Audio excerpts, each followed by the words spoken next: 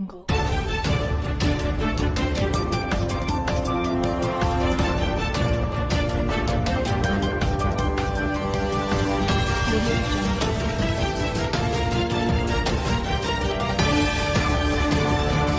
Hello and welcome to Afro News South Africa. If you're joining us for the first time here, kindly subscribe and share this video. Jacob Zuma knows who took Chris Hani's life. Finally, a white man has spilled the beans out.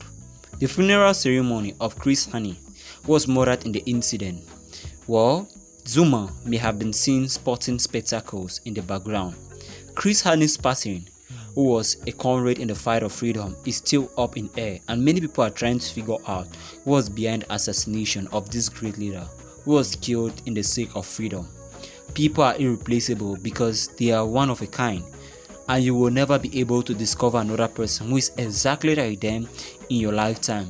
There is no doubt that those responsible for his killing must be brought to justice and held accountable for their crimes against the community. We owe it to him to make things right in our lives. The allegations was taken up and reported by a number of media sites when a Twitter user claimed that Jacob Zuma and 16 other people were informed of the murder of Chris Hani's assassination. According to Dave, 7 out of 17 individuals who were aware of the truth of Chris Hani's murder perished as a consequence of their revelation about the case. It was believed that just 10 individuals are still alive, with one of them being Jacob Zuma, a member of the South African administration according to the latest estimates.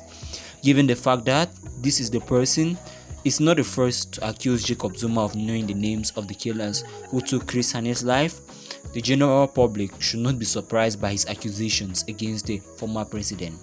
Chris Hani was taking his life away from him many years ago, but no one has ever been apprehended to his connection. Chris Hani, South African hero, was a very vocal champion for the rights of South Africans who spoke out for justice. After a long illness, he passed on in 2013. Many people believe that Chris Hani was an ambitious politician who engaged in the murder since he was going to be elected for South African president at the time of assassination. They think this is because they feel he is a threat to the society. Zuma has responded by pledging to expose all his boobs, and he will not be going down alone this time. As part of this threat to disclose who provided us with the code, data, information and arms, transaction papers, as well as who in the ANC was conspiring to assassinate Chris Hani among things. Although you see, none had a source of income, virtually all of African National Congress leaders sold cheap neighborhoods where the party returned from exile, according to Zuma. When the ANC returned from exile, I'm curious as to where all of the money came from. Among those who lived in the upper homes in St. Mandela, as well as Solo and Govan, among the other notable figures.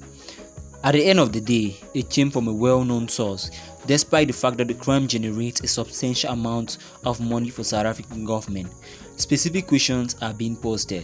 What is the overall effect of crime on the government of South Africa? According to South African authorities, criminal activity produces hundreds of thousands, tens of thousands, and millions income per year.